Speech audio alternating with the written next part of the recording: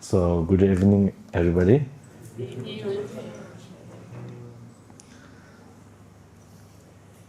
So, as you all know, the tradition of the motivation. So, the motivation is really important before we start any type of dharma, right? So, also the motivation of benefiting the others, right? Benefiting the others, and all this is really important to generate before we start any type of dharma, right? So, before we dive in today, as we have set a tradition of sharing a quote, right? So today I share 3 quotes, 3 quotes.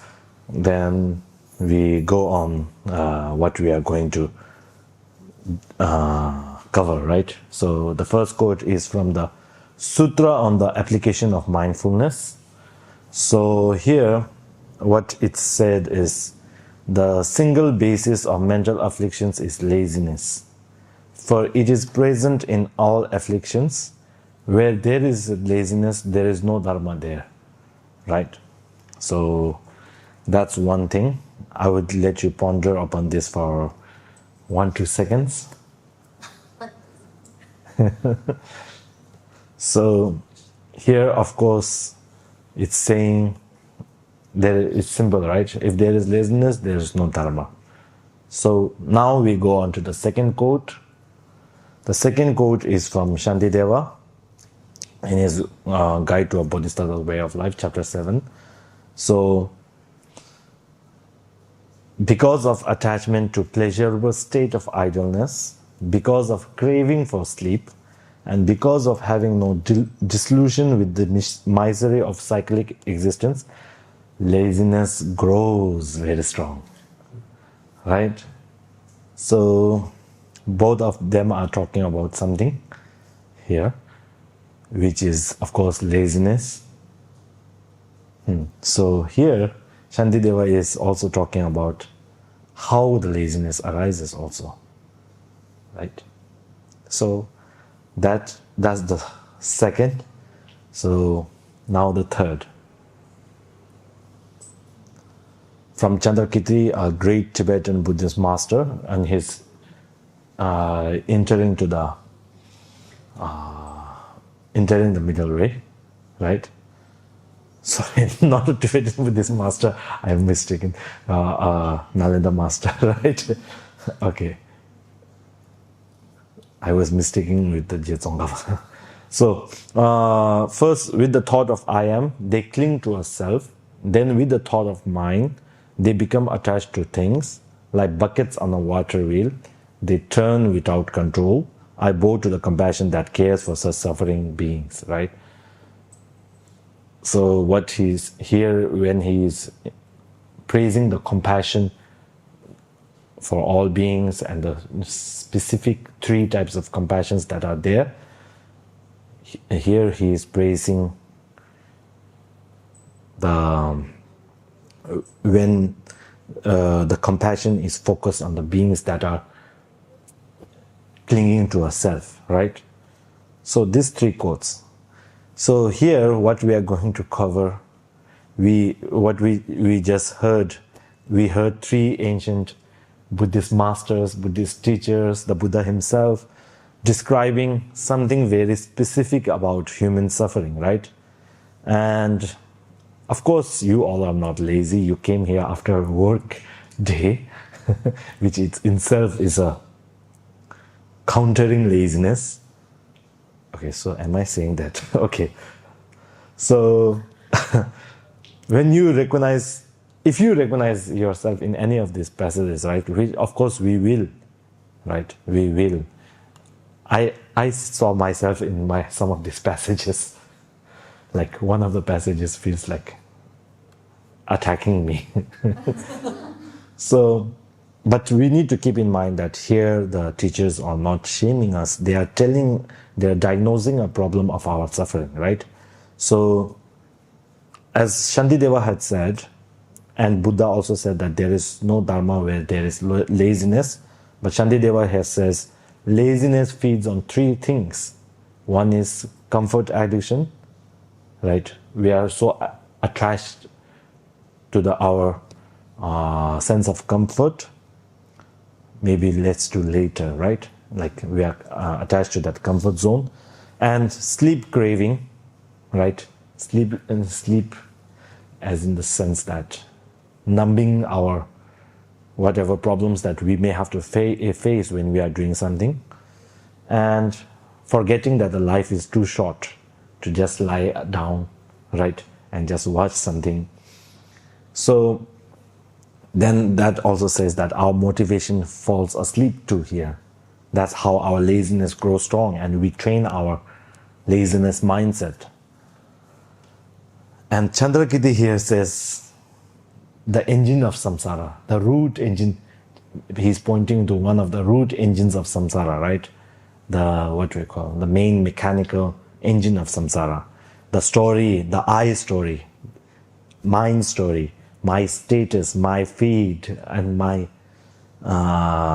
family members, and my item, right? My precious item, my precious iPhone. So there we are spinning like a bucket on a water wheel or well, right? When the bucket is thrown down a well, it will, I don't know whether you have well here. Do you have well here? Reservoir. Oh, reservoir, not wells. So basically from the ancient times, when the bucket is thrown in the well, the bucket will bang here and there and fall in the water, and it doesn't have any type of control over how it falls down, right? Similarly, because of the I story and the mind story that we make for ourselves, the self-cherishing mind, we are banged by all types of suffering, right? Similarly, how the bucket is being banged by the walls of the well. So that's about here. Basically what we are talking about is two mental afflictions, right? One is laziness, of course, and one is the wrong view of I, right? Not only the wrong view, in general, the wrong view, right? So when we talk about this bucket, it actually that's why I was thinking of Tibetan master when I quoted this, when in the Jetsongkap's Eliminating the Intent, which is a commentary on this Entering the Middle Way by Chandrakirti. There he has given the example of how the bucket, he gave the bucket as us as an example, and there are like 5 analogies how the bucket is banged upon and is attached by a rope and all this, right? If you want to see the passage specifically, you can go to the same passage and look at it, right? So here what we are going to talk about is, of course, laziness and mental affliction of wrong view.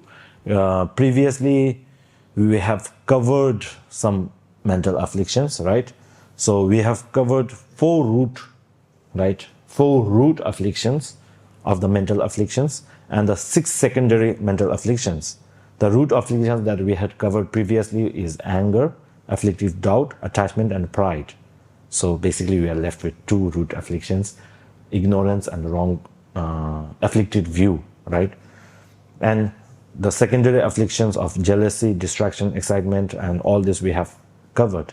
But today we are specifically going to focus on laziness and afflictive view.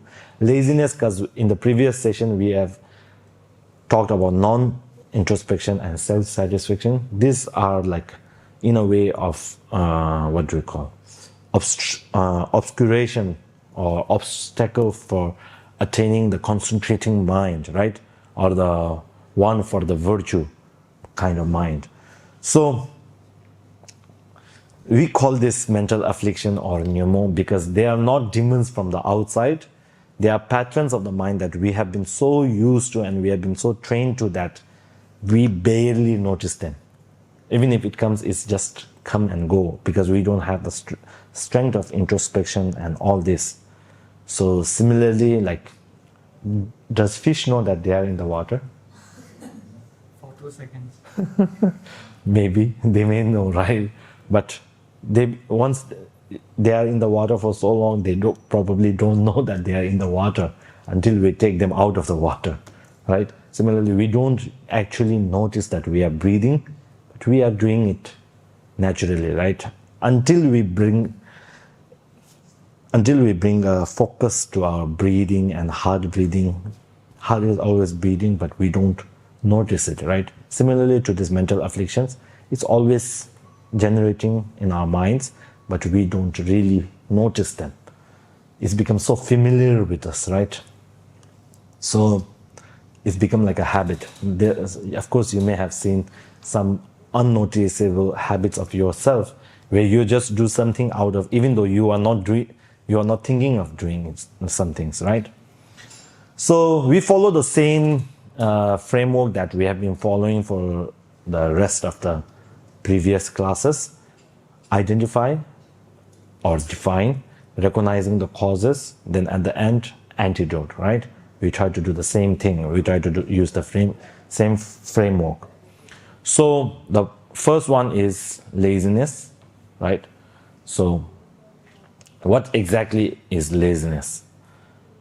So when I first studied laziness in Buddhist philosophy, I thought, that's easy. This is what I do every day. Just lie down and don't want to get out of the bed, right? Even when the bell rings, you don't want to get out of the bed. I've been that. It's so easy. This I don't need to learn. First I thought that. But as I grew older and maybe went a little bit deeper, I realized that laziness is not actually what we think it is. It's not just you lying on the bed doing nothing, right? And in fact, it's some of the busiest people, some of the most productive people that I know may be actually profoundly lazy in the Buddhist sense, right? In the Buddhist sense. So as we define it, what is exactly laziness, right? The definition is this. It's associated with delusion. It's a mind lacking of enthusiasm based on pleasures of sleeping, resting, and lying down. It functions to hinder virtuous practices, right? This is a classical technical definition of laziness. But also, we can also say that laziness is the absence of joy in doing virtuous things, right? Getting out of your comfort zone, basically. Is the unwilling mind clinging to the non-virtuous activities that we are doing, right? Non-virtuous, even it doesn't need to be non-virtuous, it can just be the neutral activity that we are doing, like procrastinating and maybe attached to the comfort that we are there, right? Suppose we have to say somebody to don't kill, right?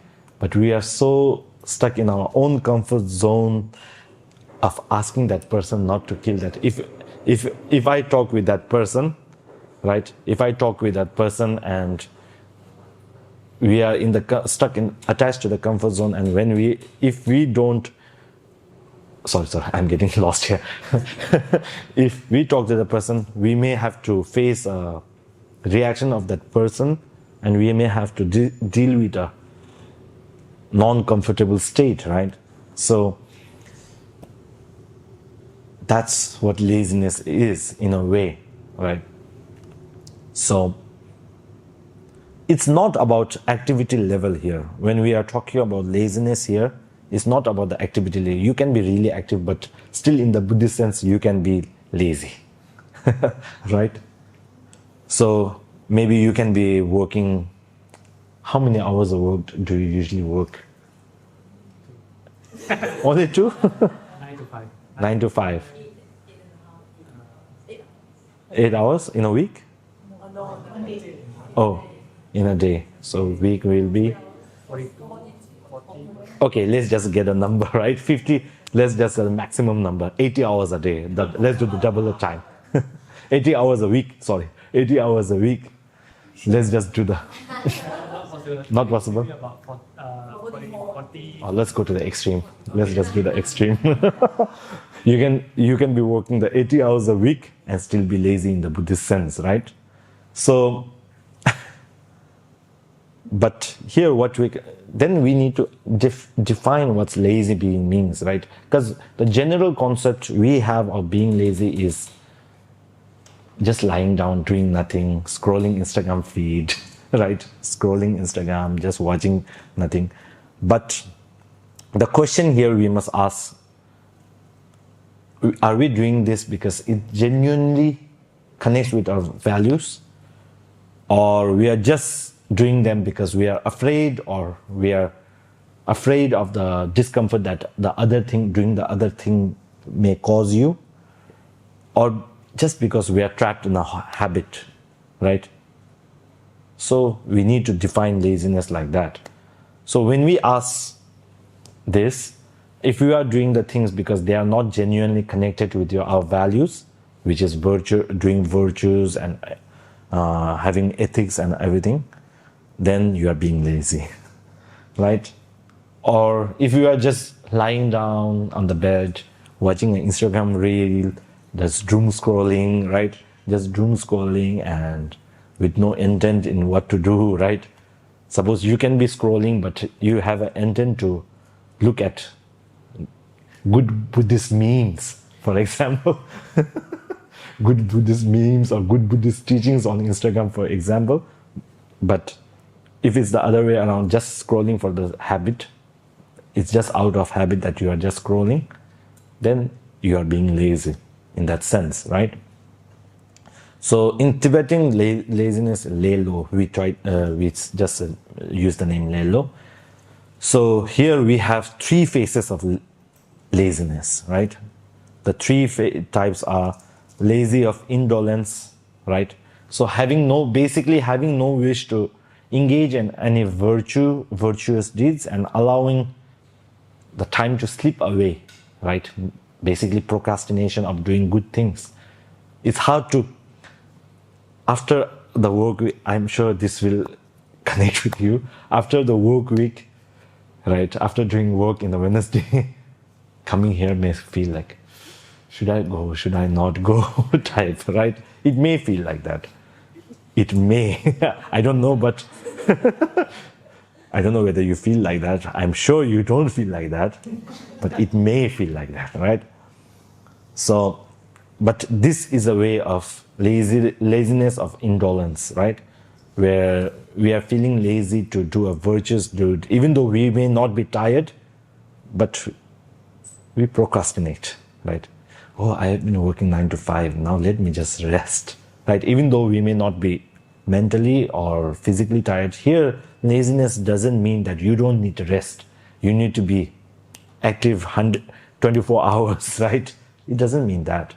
We are just giving excuses and creating an excuse to procrastinate. That's the laziness of indolence. Indolence. The laziness of adherence to unwholesome activities, right? To cling to worldly activities and not delight in virtue. So basically this is almost similar. Of course, this is the one that I told you. In the Buddhism, you may be working 80 hours a week, but still you are lazy. So basically, if you are working not from a compassionate mind, just because you are stuck in it and you need to, of course, the mindset framing will help you in your workplace, right? Being more compassionate in your workplace, being more kinder in your workplace, all this thinking of reframing may help you be in your workplace. But here, also, we are being lazy in a way. So the third one is laziness of self-disparagement, right? So there is a really good book that I read about fixed mindset and the growth mindset, right? The fixed mindset is like you yourselves thinking that I cannot change. I'm this level. I will never be good level, right? So that's the thinking of yourself as being permanent, of thinking yourself as being that you cannot change, right? So here, what it is basically to deride oneself in thinking out of indolence that someone like me cannot accomplish virtue, right? Accomplish something. I cannot become a bodhisattva, for example, right? I cannot become a better person, for example. We think like that, right? And suppose it's some type of precepts that you need to follow. You think, oh, I am a lazy person. I may not be able to. Being lazy of lazy. So that's the thing, right? Here, because you are discouraging yourself, you are making a self where you are stuck, right? And not thinking that you can improve, right? So this is the laziness that sometimes we may have. So that's the thing. So basically the first one is laziness of indolence, which can be say, this is the most obvious one, where we are staying in the bed for half an hour, maybe 1 hour, 2 hour, 3 hour, scrolling social media. Instead of scrolling social media, you can be just doing virtuous deeds like meditating, right? Meditating doesn't mean you need to stay in a posture, right? That's why I'm lying. Or you may be meditating the social media posts, right? So, and also sometimes avoiding the difficult conversation that we may need to have with somebody, right? Even though it may create a better future or better virtue for them, right? Because we are attached to our own comfort zone. Sometimes we need to go there, right? So that's the thing. You feel like a snail, right? You feel like a snail slowly going. Then the second one, laziness of busyness. Of course, the other stuff is more important. You think like that. You are constantly occupied. Social media, shopping, right? And woke politics, acting on woke politics, and of course entertainment, right? So we are trying to be busy. We are running on a treadmill, basically, as we told in the previous session. The third one, laziness is the most scary one. I've seen this in a lot of people, right? It's like inside you want to be like Buddha, but you also believe that you cannot be Buddha, right? This is the most scary one. You want to change, but you, in a way, are in that fixed mindset that you cannot improve above a certain level, right? The other people can meditate. They are more kinder than me. I cannot be that kind, right? You think like that. Maybe I'm too damaged. I'm too stupid. I'm too broken, right? I've always failed, so why try? That type of mindset. So this is also like a self-doubt, right? In a way, self-doubt also. But here we say it as a, what do we call? As a laziness. And the Tibetan psychology defines this as a laziness. So, but the main point here is all of the laziness is always based on desire, right? The attachment to the comfort zone, right? So we crave comfort, we crave avoidance of discomfort, right? Then we crave the feeling of rest and distraction, basically numbing yourself, right? Then, and also because we don't exactly understand how suffering works, right? Because we haven't connected the dots. We think laziness is a gift. Today I feel so lazy. I just want to scroll my Instagram feed and lay in the bed for 1-2 hours, right? We think avoiding hard things is wisdom. right? Sometimes we should not avoid hard things, right? Doing the hard things. It's not wisdom.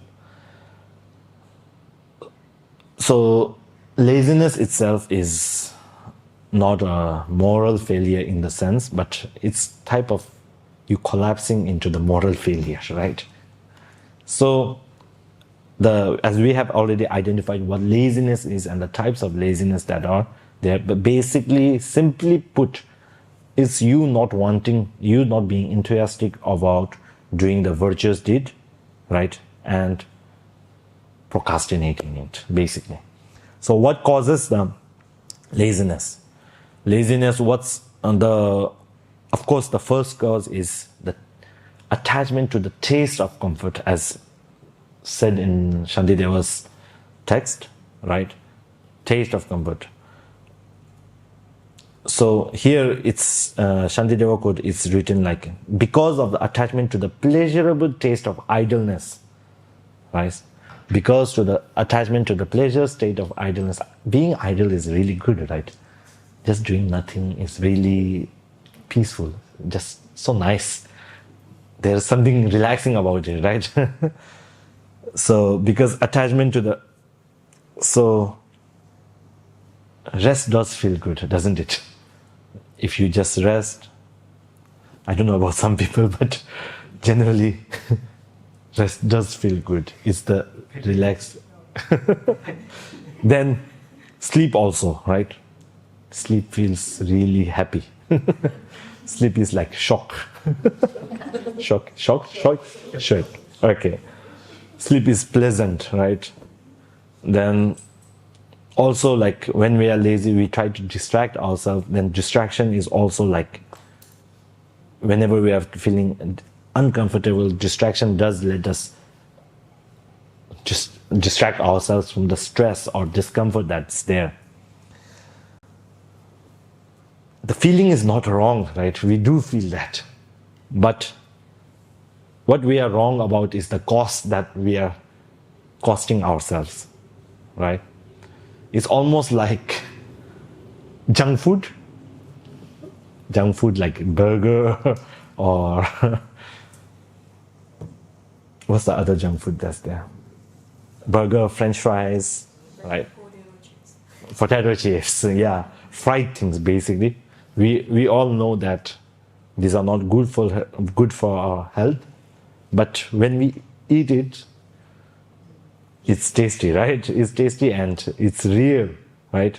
But then the reality strikes. Our body can't handle it over a long period of time. Then we get diabetes and we may get digestive disorders or so on, right?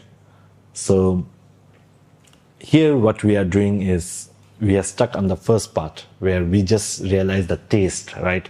Taste of idleness. That's really good.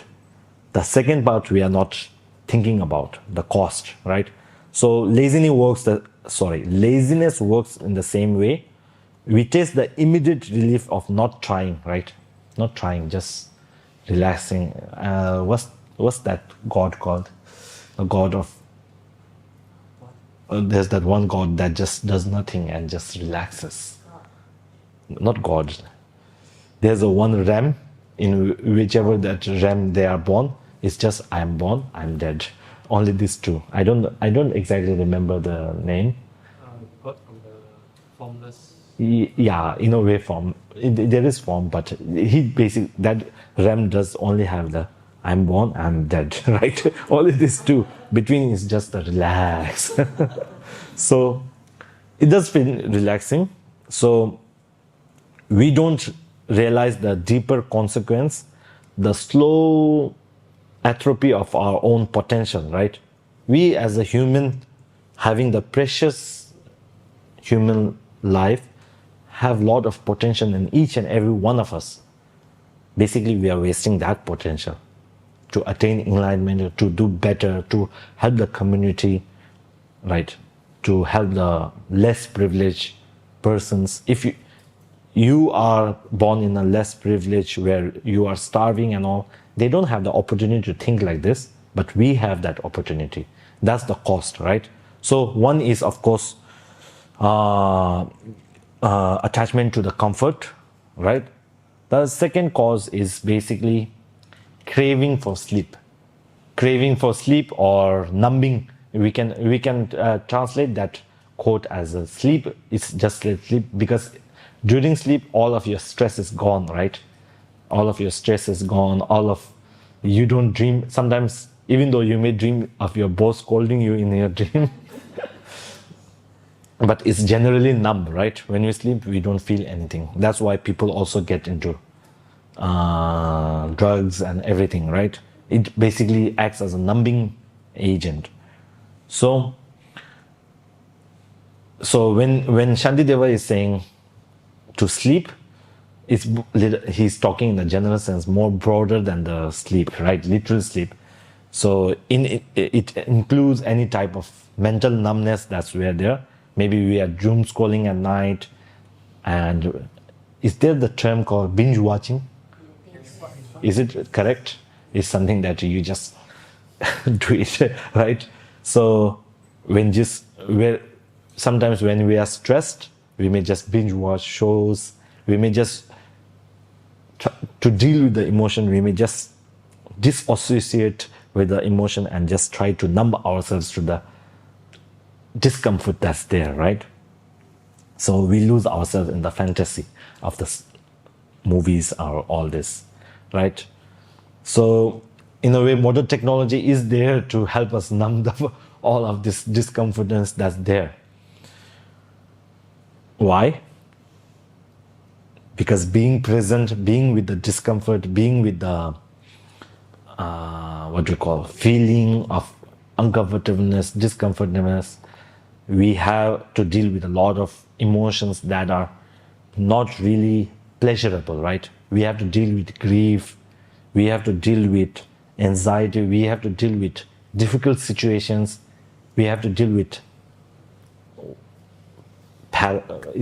what's that called? Paradoxes, where you cannot do this or you cannot do this. You are stuck in somewhere middle.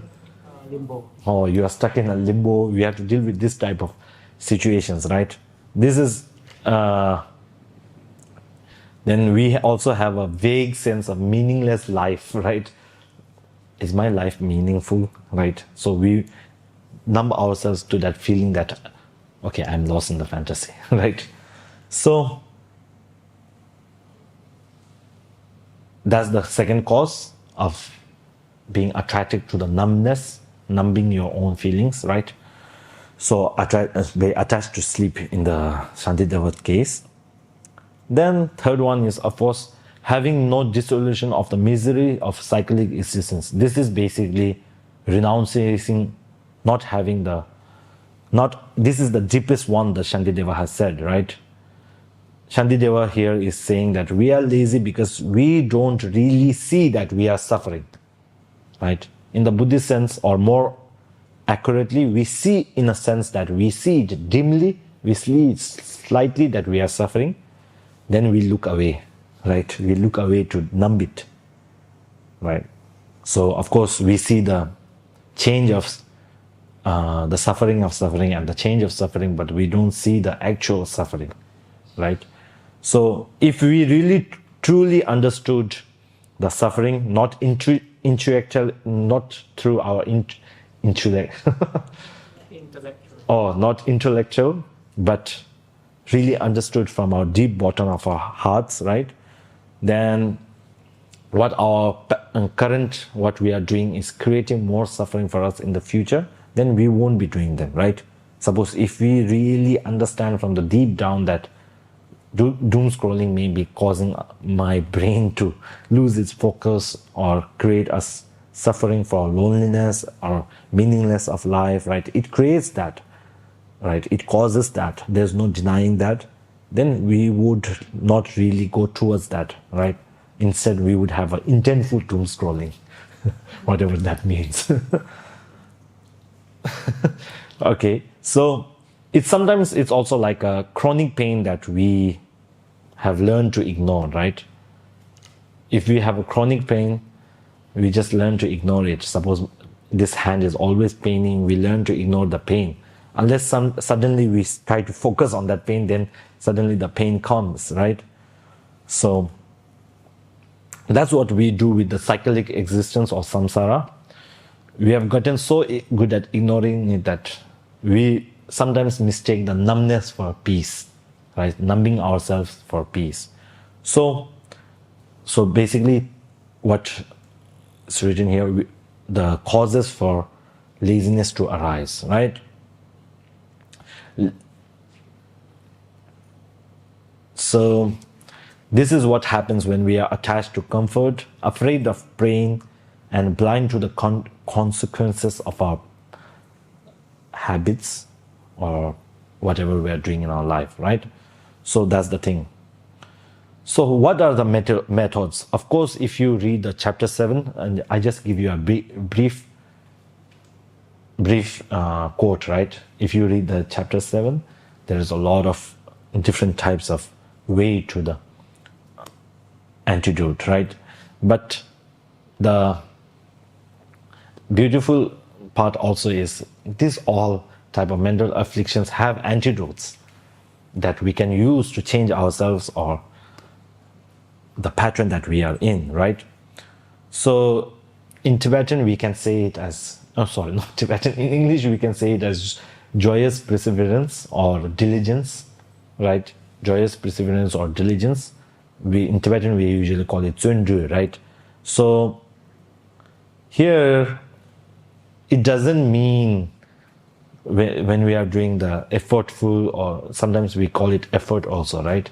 The translation, there are different meaning translations, but I like the word joyous perseverance, right?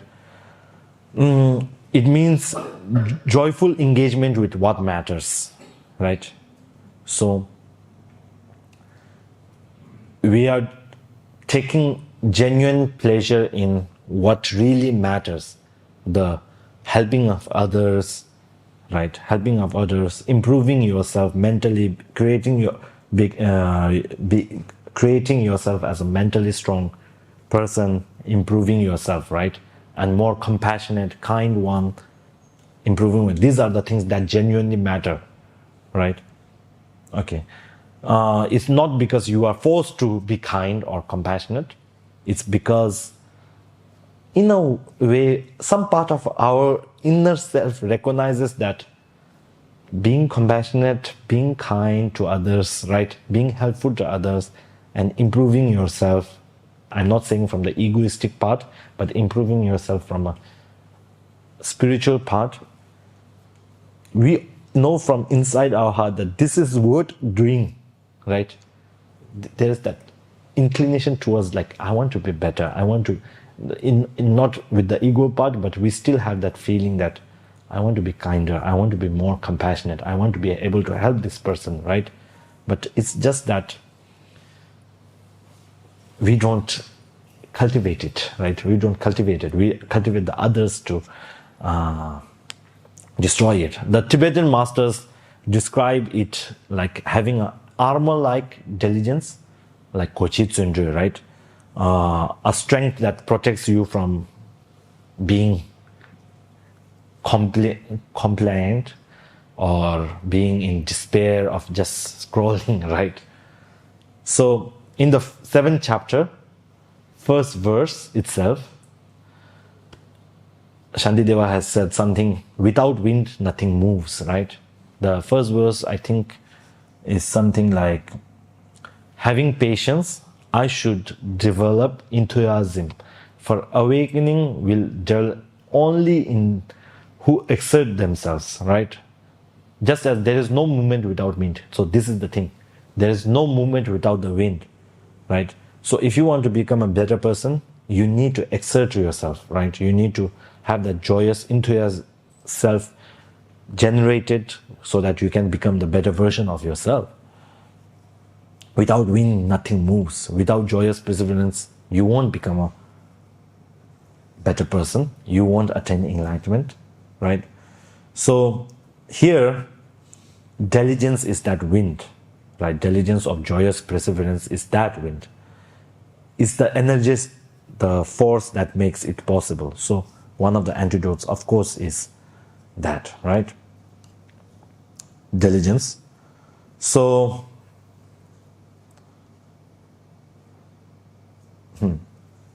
yes. Then also the thing, right? When we are lazy, what this causes us, right? What this causes us, what laziness causes us. If we check whether we are really, these are the antidotes, right? Are we on the antidotes?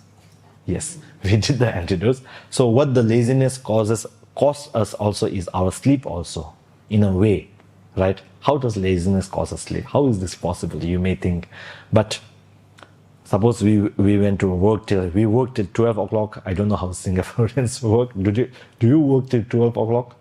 12 a.m.? Maybe two. That's true. So we work till 12 o'clock, right? Then we come back home. Actually, we say to ourselves, I'm so lazy. I don't have time to do 3 prostrations. I don't have time to do meditations, right? I don't have time, 5 minutes for the meditation. I don't have that time. But we lie down, then we scroll. Then it's already become 2 o'clock. And still we are scrolling. We are still scrolling till 3 o'clock. Then suddenly realize I have to sleep. Right?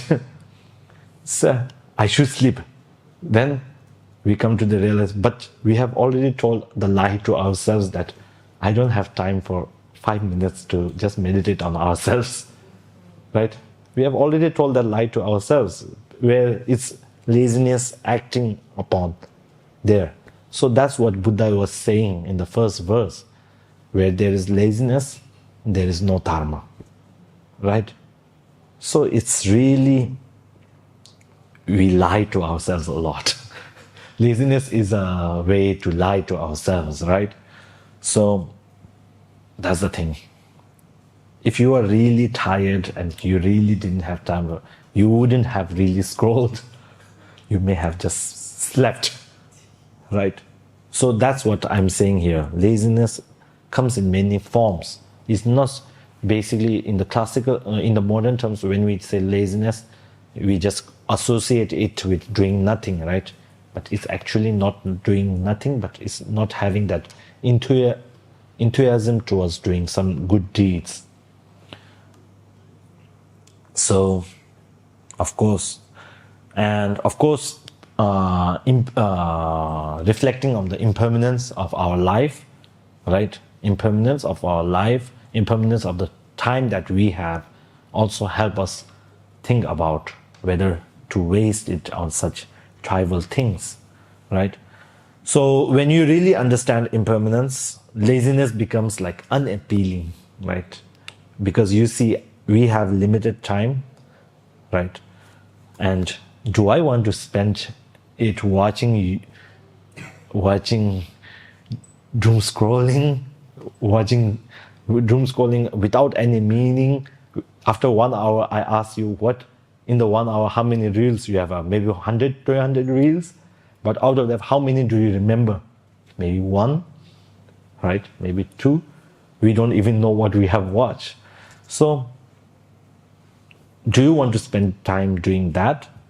Or do you want to spend time becoming someone more that we could respect ourselves, right? So, it's not guilt. I'm not guilt trapping you here. I'm not guilt trapping you here. It's just a wisdom, right? It's just a wisdom that's a fact, but basically we are not seeing the fact, right? Maybe we need to power up our glasses. So that's the thing. But here the most beautiful part is we don't have to be a yogi to practice all this. It's just a mindset change, right? Mindset change that we need to constantly complement, constantly put in our lives so that it changes, right? So maybe once a day you ask yourself, when you are scrolling, when you are watching something, maybe ask, what I am doing right now is actually aligned with what I want to be, right? Suppose you want to be a kinder person. Then if it's not aligning, you change it, right? So that's the thing. Of course, and then, of course, we can give the examples of going to gym or exercise, right? We say that we have to exercise. The same thing as being, because in the Tantra, the precious human, we don't know the value of the precious human life, right? Of course, all lives in general. But this human life has a lot of potential to do good. If we genuinely understood that, then we won't be wasting it, right? Also, like in gym, suppose we all want to be fit, we don't want to get sick. Genuinely, we don't want to get sick, right? The natural remedy is going to gym, exercising, but we just what? Procrastinate. I'm so busy, I cannot go to gym today. Then it becomes a habit. Even though you have time, you cannot go, right? Sometimes exercise only take 5 minutes. Similarly, it's the same thing here. So that's the, once we are able to name it, then we will be able to tame it. Right? Name it to tame it. This is my mantra. So now we go on to the another one, right? Okay. He's having trouble typing it all out. Now we go to the second affliction, right?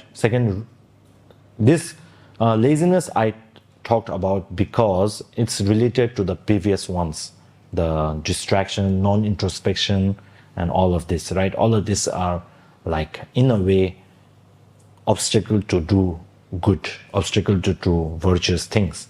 So now we go to the laziness in a type is energy problem, right? So now we go to the afflictive view or deluded view, which is the perception problem, right? Deluded view is everywhere. It's really actually everywhere. So what actually is afflictive view? Okay. I thought there was, okay.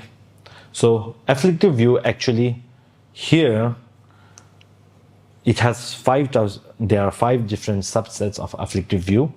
So view of the perishable collection, view of holding to an extreme, wrong view, holding erroneous view as supreme, holding wrong ethics and vows to be supreme. The first two I won't be talk that much because we will be talking about it in the next session, right? We'll be talking about it in the next session with ignorance, right? Because these are a part of ignorance. So we will just touch upon it a little. Wrong view also is a little bit easy here. And the fourth one is one of the most important things I feel, right? Holding erroneous view as supreme. So, of course, we'll talk about all a little, but this is the one that we will focus upon more. So, the definition itself, right? We call it tawa. So, in a way, it's what do we call? Here we have 6 root afflictions, right? We have 6 root afflictions. Out of them, the 5 are not considered as view in the Buddhist perspective, right? The 6th one, this one, the afflictive view is a view. The view, okay, this is a technical terminology that we are getting confused with, but basically what's here saying, the attachment, anger, pride, ignorance, not ignorance, afflictive doubt, right? All of this are emotion. They don't inherently involve a view of, inherently have an opinion or a view, right? They are just emotional responses to what we are experiencing or something. But this guy is different. This deluded view is like really cognitive in the sense, right? I would like to use the word corrupted intelligence. It's a corrupted intelligence. So this is more stronger in that sense. It's not just a response. This comes because we have analyzed something wrongly. Right? This view, afflictive view, is something that we have analyzed something wrongly. Suppose we of course as Buddhists, we all know that everything is impermanent. This is the first basic teaching of Buddha, right? But analyzing something wrongly and thinking that I can be permanent, because we can give the reason as I'm here from beginning, I'm here from when I was born till I'm still here. So that means I'm permanent. So this afflictive view is always backed by reasoning, right? So in a way, this is much more harder to get rid of, right? These are, in a way, cause of all other afflictions also, right? The root of the root. So this is the root of the root. So what it causes is, because we use our own analytical powers, capacities, reasoning to create a view, right? Whether it's any of the 5 views that's there, we basically create an opinion about the world or whatever, in that sense. Then because of that, the other attachment towards that view, right? When somebody attacks that opinion of yours, questions your opinion, you feel angered, right? You feel angered. You feel, why is that person not understanding this view, my point of view, right? So the first one, of course, view of perceiving, what's that called? Perishable collection. Sometimes we call it transitory collections. So basically, first, this comes because the ignorance of I am, right? What Chandrakirti had said in that verse, the view of I am, then comes the view of mine. So basically, these two, I exist, right? We have that innate feeling that I exist. When we look at that feeling of I exist, it's backed by a certain type of reasoning. I exist because I feel, right? I feel something, right? I feel sad. I feel anger. That's why I exist. We have that innate, innate feeling that I exist because of something.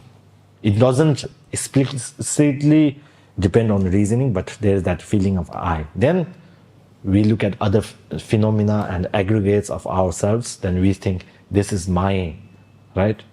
Then when we have all these aggregates, we come to a conclusion that how the aggregates feel the world or experience the world is supposed to be true. Then comes the wrong view, right? Is the third? Holding to an extreme, like thinking the I to be permanent, or like after we die, there's nothing left, right? So these two, of course, we'll talk deeper much more later. Then comes the wrong view of whatever I think must be correct, then I feel must be correct. Then the view of your thinking, we think it as that's the best view that we can have, right? A view of holding to an, holding views to be supreme. So it is an afflictive intelligence that focus on other views arise, right? Holds that your view to be the supreme one. So we go like, if you go each into it, an afflictive intelligence that focus on me, mine, or one's own continuum, like think of it as autonomous, right? As mine. Basically, it's the self-cherishing mind in a way, but it has a little bit of wisdom in it. Wisdom or corrupted intelligence in it, right? So view of holding to an extreme is like afflictive intelligence that grabs the focal object of the view of the perishable collection, which is the me and the mine, as either being permanent or can be annihilated, right? This feels so dry. So the wrong view is an afflictive intelligence that upon considering that you think of it, right? You think of the reason. So whatever I think is correct, then the, what do we call, the karma, cause and effect may not exist because I think it doesn't exist. All of this wrong view comes into place. Then holding that view as the supreme view, right? Holding that view that you have of not having karma doesn't exist. Suppose you have some type of view that's wrong, holding that view as the best that is. Because of this, holding the erroneous, next slide, holding the erroneous view as supreme is really the hardest part that we can destroy, right? Right, in a way. We all have our own opinions. We don't want that opinion to be challenged, right? Unless we challenge it ourselves, that's a different situation altogether. But if somebody else challenges that, we'll get defensive, we'll attack them with mouths, right? With our words or so on. And holding erroneous views as supreme also can cause war, right? If you think what you view is the correct view and what others think is the wrong view, then of course that what we call conflicts will arise, right? The main thing here is that we must think that our views can be wrong. So the third one is also like another one. Oh, your opinion is the best. Yeah, that's the one. We think as that. So the fifth one is holding wrong ethics and vows to be supreme. It's an afflictive intelligence that is focused on defective ethics, right? Motivated by a wrong view on a vow involving improper ethics on defective austerities of body, speech, or the aggregate they are based upon, right? So basically what's here, suppose the wrong ethics part is easy, right? Suppose killing of an animal, sacrificing an animal will give you enlightenment. This type of deluded, because you think your view is the supreme, then this type of view may arise and you will think this view is the supreme one again, right?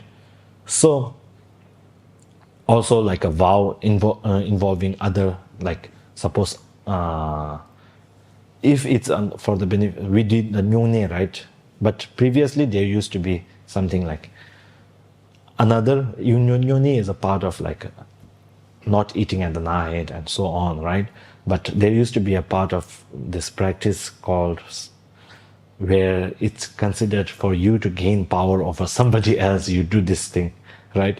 So these are based on the wrong vows, right? The intention behind the vow itself is wrong. So that's the thing. Yep, I think that's the thing. Then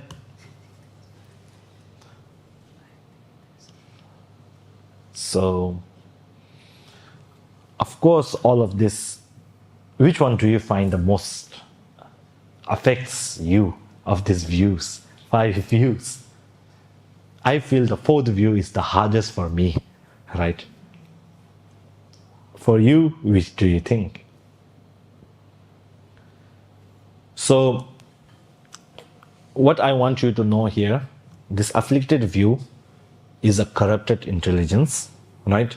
It has a reasoning behind it, type of a, what do we call that?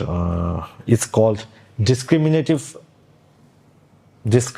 awareness, right? Discriminative awareness that's been polluted.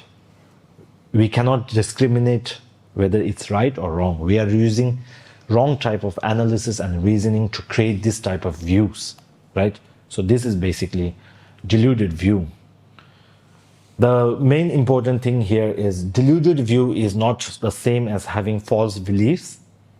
So if I tell you the earth is flat, right? If I tell you the earth is flat and you believe it, that's just a belief. I don't give you the reason behind it, right?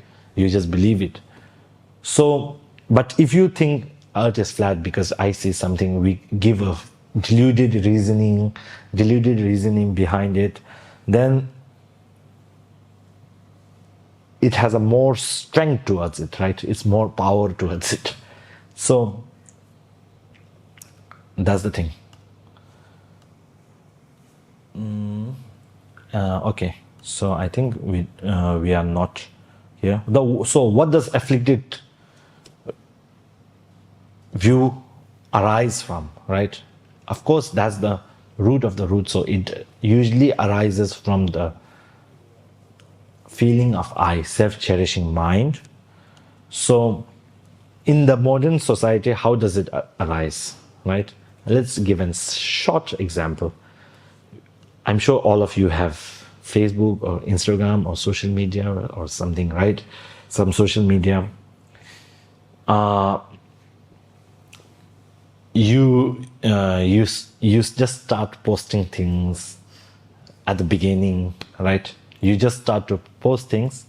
At first, it's just fun, right? You're just posting for fun, and some people like it, and give good comments.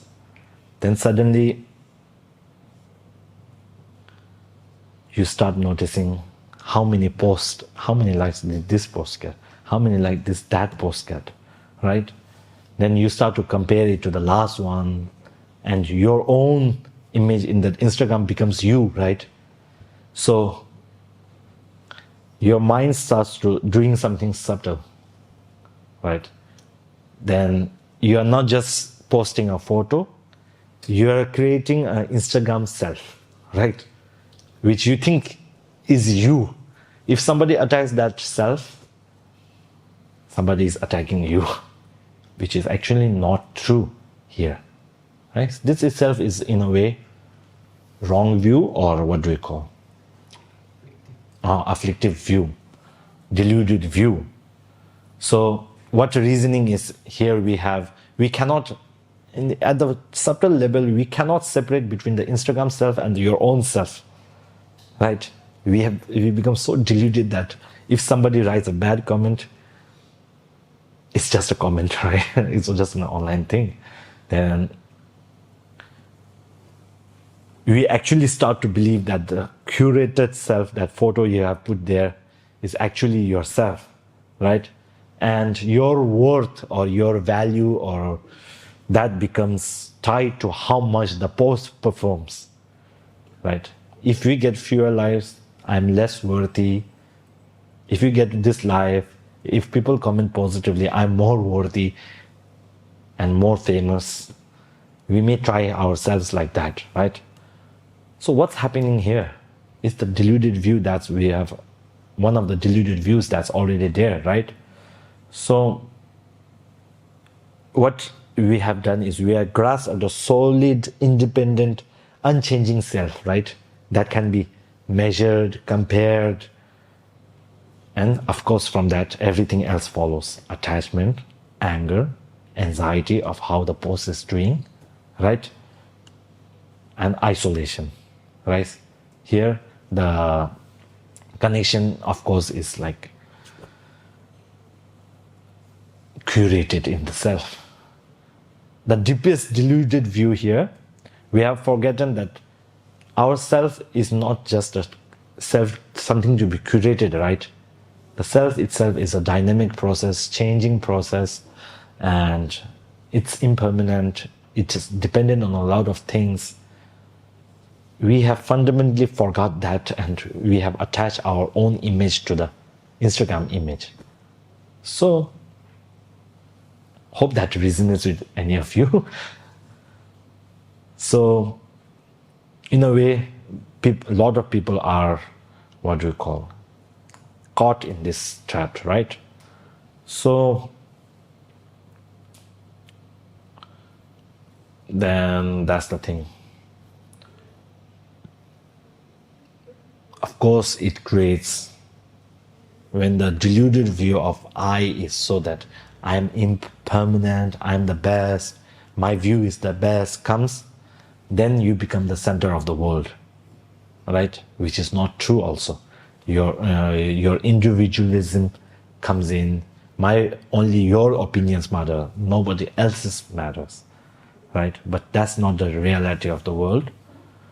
And because of this deluded view, we are always trying to maintain ourselves, right? Always trying to maintain ourselves that's perfect, right? That's a deluded view, afflictive view in self. Of course, each and every human, unless you are a Buddha, are not perfect. We have some type of, faults in us. We have goods in us. We are a combination of both, right? So, that's the thing. And depression also arises from this, because like we think I'm the only one. The depression, when we feel depression, the main thing here is we feel I'm the only one suffering. Nobody is feeling this feeling, right? When this comes again and again and again, you get stuck into a depression, right?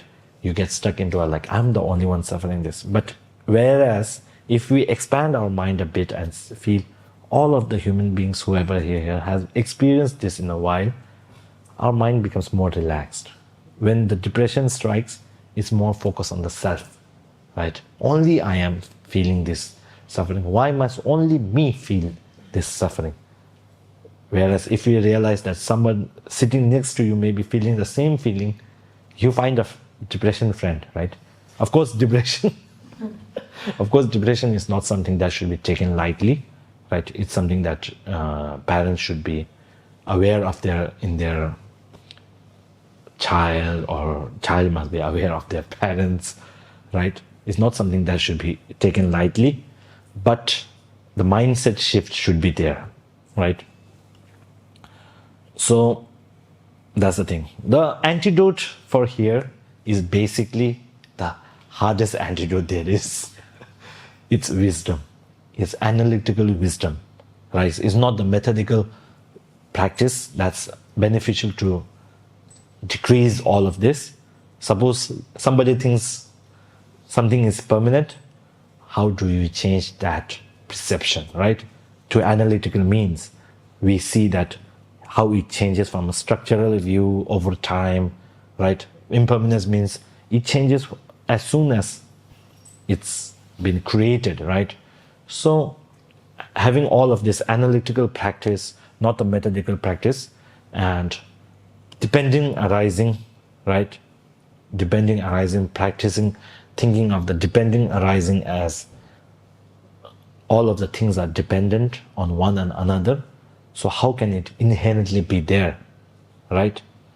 So we think like that. So these are the antidotes. The antidote here is not one point. The antidote is for this, you need to spend a lot of time analyzing whether you are impermanent or not, whether you are inherently existence or not. For that, we need the analytical reasoning of dependent arising and analytical reasoning of all that are born decays from the start it's born, right? Of course, that's the thing. Yes. So what we do here now, maybe like 1 minute, right? Just imagine yourself getting angry, right? Whenever you get angry, at that point of time, you say, you notice it from a third person perspective, right? When you see the I, it feels as if there is something solid around here, right? Around here, that's, I am getting hurt. There's that solid feeling of I that's there. Then that solid feeling of I, when we check it from a third person perspective, we know that in a way, mind is seeing it as being permanent, right? Your position as a CEO as permanent, right? Your position as a school teacher as permanent, but the thing is, it changes, right? The position of CEO is not permanent. There have been a lot of CEOs. We can barely count how many CEOs are there, right? A lot of companies from the beginning of time till now, and then that means that person has not CEO till now. If that person was, I would like to ask him how it is being CEO for so long. Yes, so we think like that in an analytical sense. Of course, we'll go for the more analytical sense in the next session. Then I think, yeah, we'll stop here. We have covered a different type of grounds, right? So here, what I want you to take away or do a daily practice is in the morning before we do something, right? In the morning before we do something, we take we set the intention of what we are going to do. In the afternoon, we can re-evaluate whether what we are doing is in align with our virtue or not, right? And at the night, we reflect whether what we have done is correct or not, whether we have been lazy or not, right? So the takeaway for today's session, laziness is not just us lying down on the couch. It's an attachment to comfort and not being enthusiastic about virtuous deeds. The antidote is not to force ourselves to do something, but have a joyful engagement with whatever we are doing, right? If we are forcing ourselves, then it won't sustain, right? Then the daily practice of knowing laziness is in the morning, you said, today I won't be lazy, right? I will do what's best for me and the benefit of other beings or any type of intention setting. Then afternoon, when it's afternoon, you just say, during the time that you have worked, have I been lazy? Have I just been lazy for the sake of being lazy, right? Have I just procrastinated or evaluate that? And when it comes at night, or you can ask, reevaluate every time, right? Every like 2 hours, 3 hours, you have a re-evaluation session for yourself. Then at the night, you just do a reflection. Okay, how lazy did I become? I'm not saying that you should not take a rest. You should take a rest, right? But whether that rest is really required or it's just you fooling yourself, right? You need to ask that question at the night. So afflictive view is not a wrong opinion. It's a fundamental misperception, right? I am a solid, independent, permanent self. So this view generates the attachment for your own view and other type of afflictive views, the 5 afflictive views that are there, and anxiety and no. So antidote is the wisdom of dependent arising, right? Knowing that everything is dependent. Of course, we'll go much more deeper into this in the next class. So I hope that helps. Since we have 15 minutes, I think, yeah, we go for a little bit of question and answer session, Q&A, short Q&A. Anybody got questions? Section. Thank you, Rinpoche. Thank you. For very good teaching. As you're talking about this self that we create.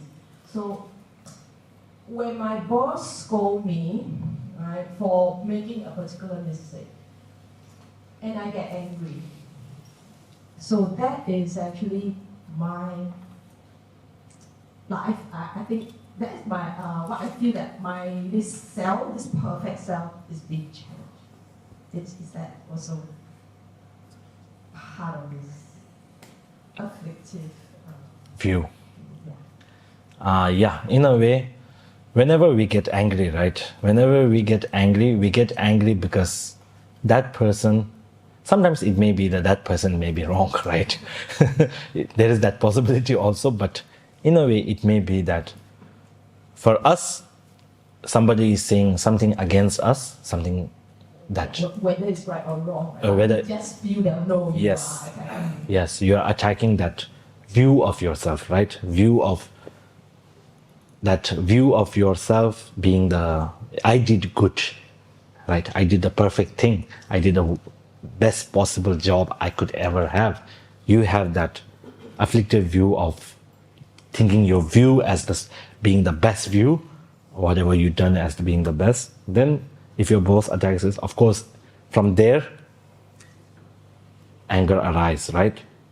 Whether if boss praises you, It's also the same, right? Not you will get, too happy. yeah, you will get puffed up, right? Yes. So it's just kind of like have to be, in a sense, separate.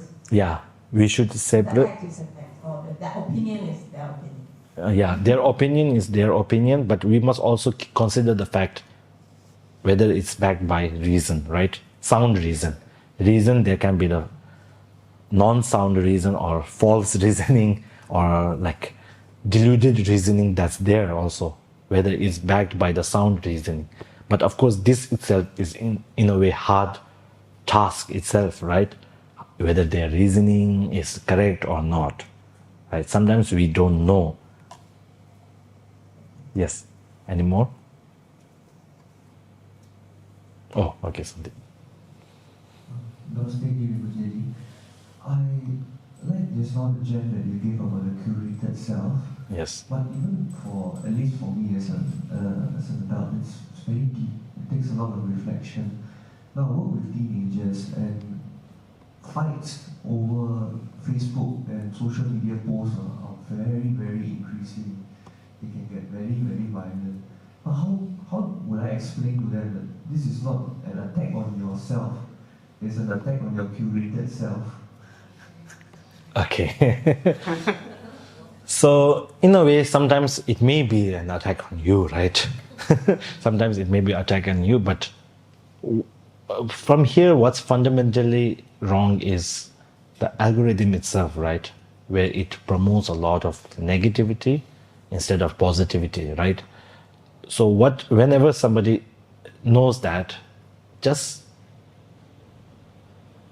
this is in a way what we call societal problem in itself, right? It's not just one hand that makes the clap, it's also the commenter or whoever posts something that is also has a problem, right? Has a problem of being, because not fearing of the consequences that it may create, just post it, right? And once that post goes viral, then you want to post another something like that, and again something like that. So what we need the people to understand here is whatever the post they may just be doing it to create what we call conflict amongst people, or create misharmony amongst people, right?